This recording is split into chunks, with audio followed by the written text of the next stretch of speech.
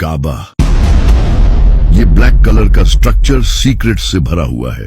Black stone sent down by God to earth. Is it actually a meteorite? और इसकी history खून से भरी हुई है। इस काबे का आपके दिल से जुड़ा एक राज है जो कि आज आप जानने वाले हो, तो चलें जानते हैं।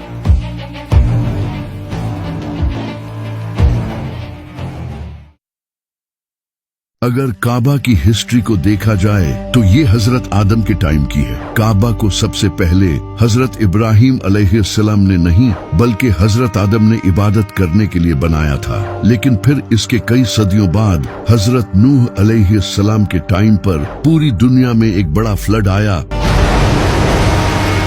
जिससे काबा डिस्ट्रॉय हो गया और सिर्फ इसके कुछ निशान रह गए थे जिनका नबियों और फरिश्तों को पता होता था। लेकिन फिर एक दिन इस दुनिया में अल्लाह के खलील का जन्म हुआ, इब्राहिम। हजरत इब्राहिम अलैहिस्सलाम अल्लाह से शदीद मोहब्बत करते थे और उन्होंने अल्लाह के लिए अपनी हर एक अजीज चीज कुर्बान की।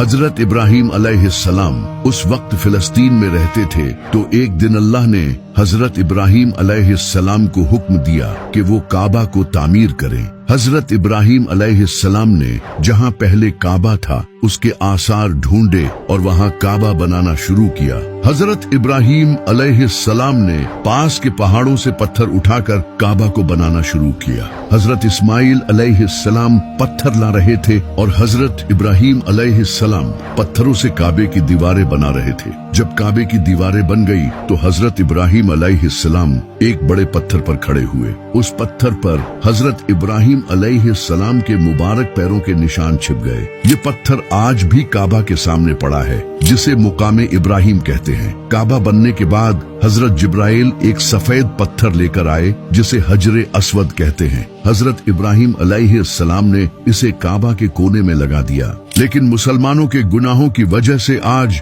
ये पत्थर काला हो चुका है। हजरत इब्राहिम और इस्माइल अलैहिस्सलाम जब काबा को बना रहे थे तो वो साथ ही ये दुआ कर रहे थे, ऐ हमारे रब, हमसे ये कबूल फरमा, बेशक तो सुनने वाला और जानने वाला है। ऐ हमारे रब, हमें अपना मुसलमान बना और हमारी नस्ल से एक मुसलमान उम्मत बना जो तेरी फर्मा बरदार हो। जब हजरत इब्राहिम अलैहिस्सलाम ने काबा को बनाया था तो उस वक्त काबा स्क्वायर नहीं बल्कि रेक्टेंगुलर शेप में था, और ये जो हिजरे इस्माइल वाली जगह है ये भी उस वक्त काबा में इंक्लूडेड थी। इसके दो दरवाजे थे, एक एंट्री के लिए और दूसरा दरवाजा एग्जिट के लिए था, और इसकी हाइट 9 हाथ ऊंची थी। इसके बाद हजरत इस्माइल अलैहिस्सलाम की नस्ल वक्त गुजरने के साथ साथ काबा की देखभाल करती रही और आहिस्ता आहिस्ता लोगों ने काबा में बुत रखने शुरू कर दिए। फिर साल 570 ईस्वी में जब नबी सल्लल्लाहु अलैहि वसल्लम की पैदाइश का साल आया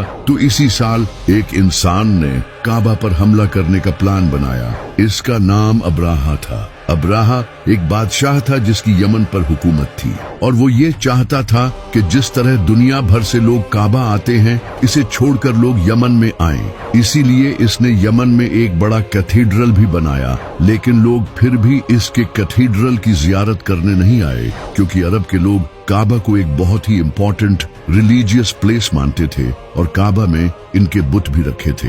इससे परेशान होकर अब्राहा ने काबा को तबाह करने का फैसला किया। अब्राहा ने एक बड़ी फौज तैयार की जिसमें बड़े बड़े हाथी थे जो अरब के लोगों के लिए बहुत खतरनाक थे, क्योंकि अरब के लोगों ने जिंदगी में कभी हाथी नहीं देखे थे।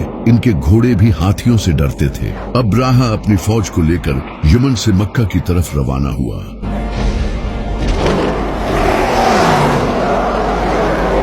और रास्ते में आने वाले टाउन्स और कबीलों पर कब्जा करता गया। इसी दौरान इसने कुछ ऊंट हथिया लिए, लेकिन इन ऊंटों के मालिक का नाम अब्दुल मुत्तलिब था जो नबी सल्लल्लाहु अलैहि वसल्लम के दादा थे। जब हजरत अब्दुल मुत्तलिब को इसका पता चला तो वो अब्राहा से मिलने गए और इसके पास जाकर उन्होंने अपने ऊंट वापस मांगे। अब्राहा ये देखकर बहुत हैरान हुआ।